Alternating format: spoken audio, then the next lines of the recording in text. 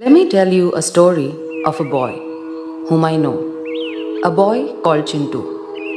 Born in a small town in Maharashtra, he was always a happy and excited kid. He belonged to a very humble family. Chintu's father was a clerk in a local government office and mother was a homemaker. There wasn't enough money coming home, so they used to live a hand-to-mouth existence. There was nothing much to do or aspire for in a small town. But as a child, Chintu felt he had everything. Though there was no real playground, the entire town was a playground for him and his friends.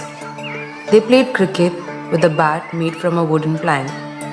If not a wooden plank, then anything that could stop the ball turned into the cricket bat for that moment. Footwear was a luxury, so he used to play with naked feet for the whole day, because slippers were only meant for school. The concept of buying toys was unheard of. A broken radio, old vessels, bicycle tires, pebbles, street dogs, cats, anything and everything around him became a toy for him. As a kid, he never felt that he's compromising anywhere, because that's how the entire neighborhood was living their life. But as he was growing from a kid to a boy, he began realizing a few things along the way. Chintu used to run for miles wearing nothing in his feet. The mud under his feet was so soft that he never felt that he's running without slippers. Only when he stopped over a stone hidden beneath the soft mud, he realized that he's running without anything on his feet. Sometimes he used to run blissfully for miles together with just a tire of a bicycle, until one day he saw one of his friends on a new BSA SLR bicycle. He only had imagined the taste of ice cream looking at those ads on their black and white TV set. One day when he asked for it, he got an answer from his father that it was not good for his teeth. The answer convinced him that the ice cream was not made for him. Every year, one pair of shirt and a trouser would be stitched with the help of a local tailor, specially to be worn during festivals, until he saw his friend wearing a t-shirt with a He-Man printed on it. He wore a broken Bata slipper with a safety pin attached at the bottom binding the strap together, until one day at the PT session, he saw one of his school friends wearing a white canvas shoes. Every year, he had school books either passed from his cousin or the neighborhood kids, but his classmates always bought new books for the new school session. When his school shorts became a bit too tight or short, his mom used to open the backside of the trouser and remove the folds so that it became looser and longer to be worn for another year. But he used to find some of his classmates come in brand new uniforms. As he was growing from a kid to a boy, he started realizing many things, but Chintu could never ask for anything from his parents because he knew that his parents didn't have the means to provide him what he wanted. When Chintu turned 7, his grandfather gifted him a flute and also taught him how to play it. When his grandpa passed away, Chintu kept on practicing the flute all alone, sitting by the lakeside. This was his favorite pastime. Most of the people were not even aware that Chintu could play the flute so well. It was 10th of August 1993 when the principal of the school wanted to select 10 kids to play the flute for the Independence Day celebration. This got Chintu very excited. This was his golden opportunity to pay a tribute to his grandfather. Chintu decided to invite his parents and surprise them through his performance on the school stage. Excited, Chintu ran to the principal's room and told him that he wanted to participate. The principal replied, "Okay Chintu, come tomorrow for rehearsal and bring 22 rupees with you to buy a steel flute so that everyone's flute would look the same." Chintu had an old wooden flute for many years. For him, a wooden flute or a steel one was all the same. He never knew the difference until this day. But asking for 22 rupees from his father to buy a new flute was totally out of question.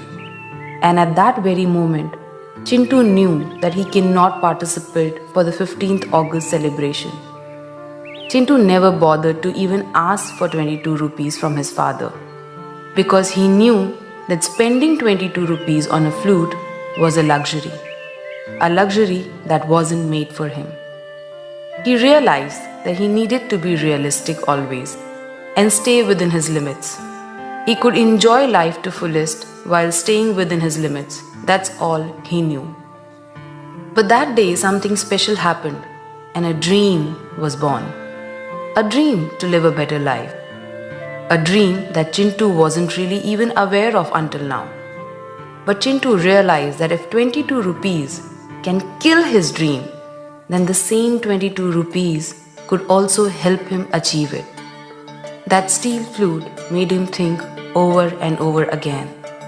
He ran to his father, hugged him and told him, "Papa, मुझे life में बड़ा बनना है." His father replied, "बेटा, मुझे वो दिन देखना है." From that day, Chintu was not the same Chintu anymore. He started observing more whenever he went around his town. While walking, he used to observe the slippers he was wearing and what the other kids were wearing. He used to observe the bat that he was playing with and the rest of the kids were playing with, a shirt he was wearing and other kids were wearing. This is where he realized the difference between a wooden flute and a steel flute. As time passed, Chintu got a new hobby of collecting posters of sports bike and a sports car from old magazines and pasting them on his wall. One day while flipping a magazine, Chintu also found images of a steel flute and he pasted that on his wall. While staring at those posters, he grew into an adult. Slowly the posters started fading away. The colors became duller and the images started fading.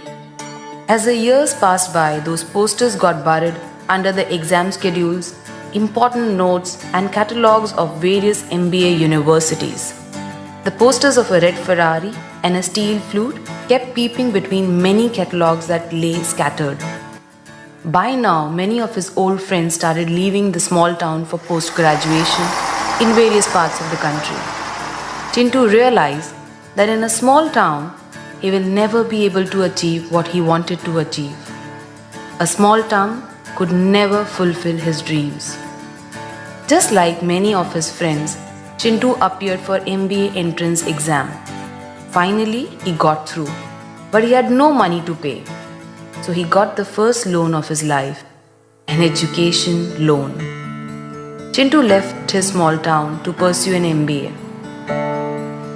He saw a race to become successful and climb up the corporate ladder. All he heard was name of big MNCs and the flattering designations like CEO, CFO, VP, etc. This is where he learned that to build wealth, he need to build a career.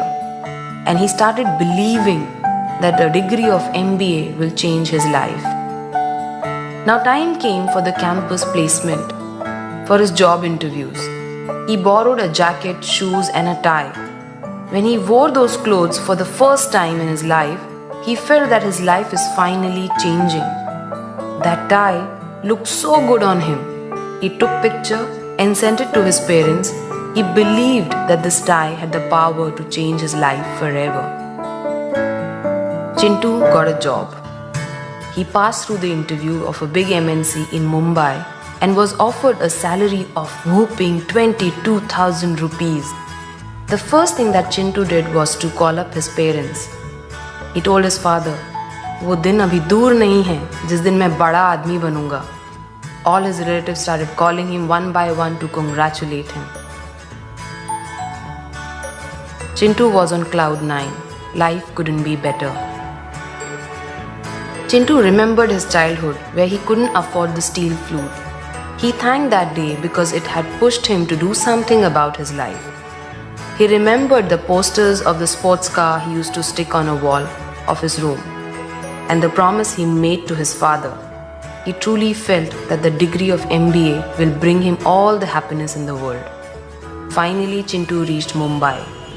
He came to this big city with big dreams. He saw people running and rushing everywhere. There was a queue for everything. His office was in Andheri, but his salary only allowed to rent a house in Mira Road, and that was a bit too far. He started traveling by the Mumbai local train. He realizes that it was not easy to manage life in Mumbai. The job started.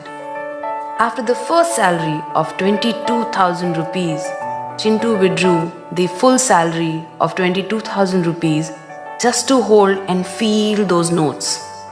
For the first time, he was holding such a big amount in his hand. He remembered the day he couldn't afford a flute of 22 rupees, and today he had 22,000 rupees in his hand. He felt that he had arrived in life. From this day onwards, he felt that he had made it. He had ticked his dream to become big in life, and he got into comfort zone. The poverty of aspiration is what keeps people poor. It was his first weekend in Mumbai after holding the salary in his hand. For the first time, he entered an AC restaurant and bought a grocery from a supermarket. Finally, Chintu stepped into the mall and saw few brand names which he had always heard from MBA friends. He picked up 2 new shirts, ties and trousers. He bought himself new shoes. Now Chintu could afford an auto rickshaw to roam around the city and to go to the office. When he came back home after shopping, he sat down on the sofa and cried a lot. The leather shoes were much better than Bata slippers. Auto rickshaw was definitely better than a bicycle. Having a ceiling fan in the room was better than having no fan. Shopping with trolley in the supermarket was better than Lalaji ki dukaan. Chintu called his parents and told them, life is much better in Mumbai. Even atta is branded here. We don't have to go to atta chakki. A few years later, Chintu got married. Looking at Chintu getting more responsible, his parents got him married to a girl from their native place. Newly married life in Mumbai was blissful. The initial few days were all about going to movies, eating in restaurants, etc. But when the 15th day of the month came, Chintu realized that his pocket was empty and the salary was over in the blink of an eye. This is where he decided to spend wisely. Chintu never realized that he is short of money because 22,000 rupees salary had given him a life that was much better than the small town he came from. So he never felt that he was earning less. He felt it was useless to spend. To go out during weekends, they preferred a train because it was relatively empty on weekends. Instead of spending money on the auto rickshaw, eating peanuts and walking till the train station was considered fun. Getting down at Lower Parel, going to the biggest mall, only to take pictures next to the branded shops, then uploading them on FB, and getting maximum friends to like them was a different level of high. His friends used to comment, Chintu, ab tu bada aadmi ho gaya yaar. And while reading those comments, Chintu felt he has finally reached where he wanted to in life. He used to wait for brands to go on sale. Then only he would enter inside the shop with his wife. He started making fun of those people who entered in the shop when there was no sale, making it look like a complete waste of money. Whenever his wife would show him a bike, he would say, "It's not safe to drive in Mumbai." When his wife would show him a car, he would say, "Why waste so much petrol? Only for 2 of us?" A different level of arrogance was slowly creeping within him. He called himself street smart than poor. He started giving advice to people on how it was plain stupid to spend money. He said, even if I had that money, I will not spend it on luxury. He declared, "Apne itne bade sapne thodi na hai," was his usual answer. A different level of poverty was growing in his head, which he never realized. Instead of growing his income beyond 22,000 rupees, Chintu was more focused on how to save and where to cut corners. After a few years, after living for a couple of years in Mumbai, Chintu managed to get a bank loan and bought his own house. Soon he was blessed with a very bright son. When he turned 6, Chintu had taught him how to play a flute. Chintu gave him the same wooden flute which he played as a kid. And when he gave the flute to his son, he told him, "This wooden flute pushed me to come out of the small town and achieve all my dreams." Chintu never realized that he has still not made it in life. One day, Chintu dropped his son to school, and as he was late for work, he reached the railway station. He saw the train approaching the platform from the opposite side. Chintu knew that if he misses this train, then his boss will see him walking late to work, and that might become his excuse for not giving him an increment. All these thoughts were playing in Chintu's mind. As the train entered into the platform, he crossed over the railway tracks to get inside through a shortcut. But by then the train was extremely close to him. And after that, all he could feel was that he was thrown and he blacked out. Chintu didn't feel anything and he felt as if he's getting uplifted. Slowly he realized he's walking, but he couldn't feel his body anymore. He couldn't see anyone around him. All he could feel was a foggy atmosphere, with no one to hear him.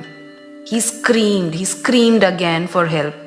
He screamed and called his wife, his son, his father, his mother, but there was nobody to hear him. And finally, as the fog cleared, he found himself walking on a lonely path towards a ferry. Yes, it was a ferry for real. He ran towards the ferry to ask what was happening to him. But ferry was quiet. Chintu saw tears in her eyes. He realized that something had gone wrong. But still, like an angel, she became Chintu's guiding star in that moment of darkness. She guided him to his house. Immediately he ran into the lane, but strangely he couldn't feel his feet. The ferry was behind him all the time, flying and following him. He started running towards his house and reached the doorstep. He was shocked to see what has happened. His wife and kid and his parents were howling and crying out loud in front of his photo. His relatives, neighbors were all around crying with him.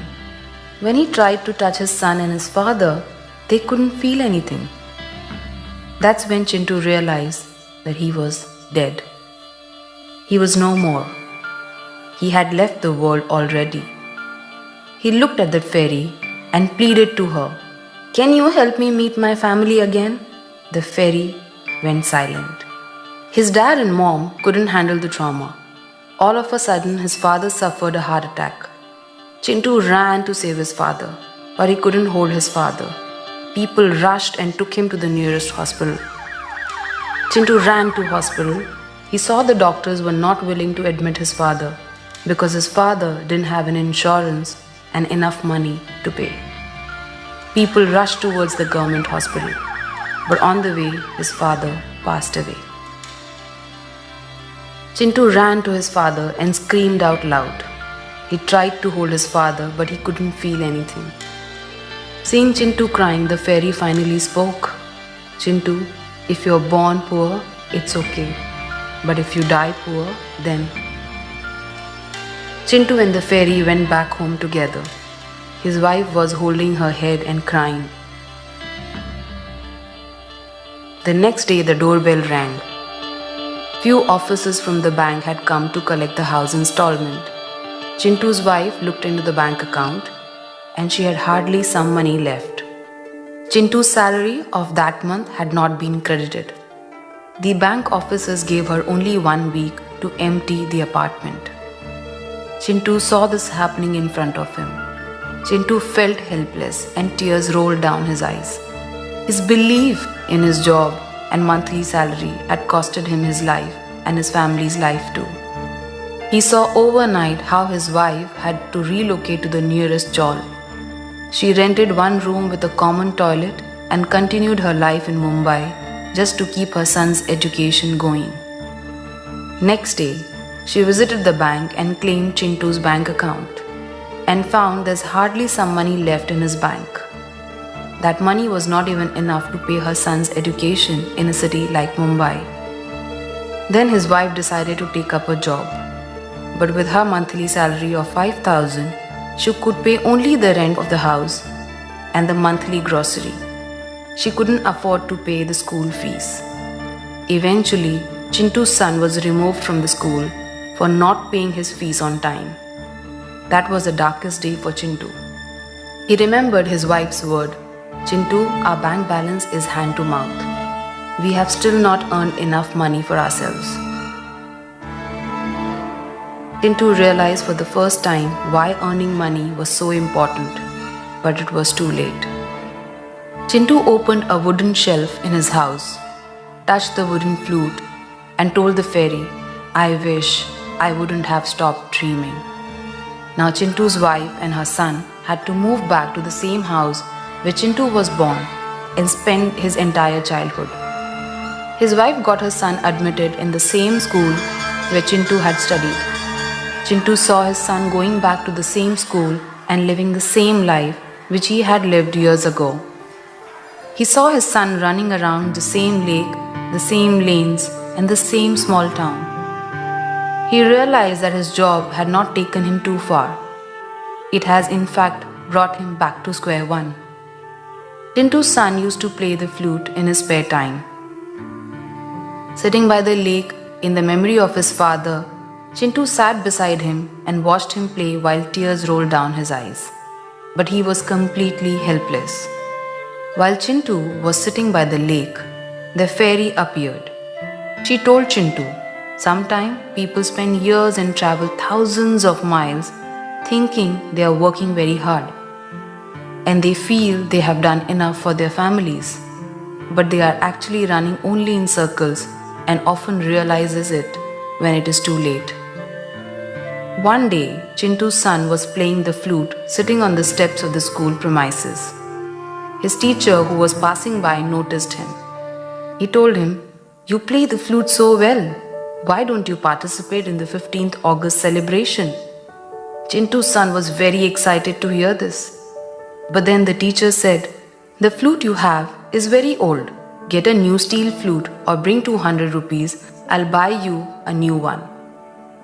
After listening to his teacher, Chintu's son realized that 200 rupees was a big amount for his mother. He was not willing to burden his mother in a situation where she is helpless. All the while, Chintu was watching this whole incident. Chintu's son ran home, hugged his mother and cried a lot. He told his mother, "Mummy, मुझे life में बड़ा बनना है." Even his mother told him only one thing, "बेटा, मुझे वो दिन देखना है." Life had taken full circle. Chintu realized that he was only one step away from going back the same point where he had started his journey. Chintu screamed out loud, but there was no one to hear him except a fairy. The fairy went to Chintu and told him, "Chintu, you have realized that there is a big difference between owning a wooden flute and a steel flute. There is a difference between living in a house in Mumbai and owning a good house in Mumbai. There is a difference between driving a car and driving a luxury car. The difference is either you have control over life or let life and situation control you." Saying this, the fairy held Chintu's hand and placed a steel flute and told Chintu, "It's time to wake up." As soon as Chintu touched the steel flute, all of a sudden he could now feel his body. He could hear noise around him. From the noise he heard someone calling him, "Papa, Papa, wake up! Papa, Papa, utho na!" Chintu could recognize that it was his son's voice. He opened his eyes and found himself in a hospital. He realized that he was actually alive. He had fainted with the shock of a train coming close to him. Chintu got his life back, but he had woken up for life.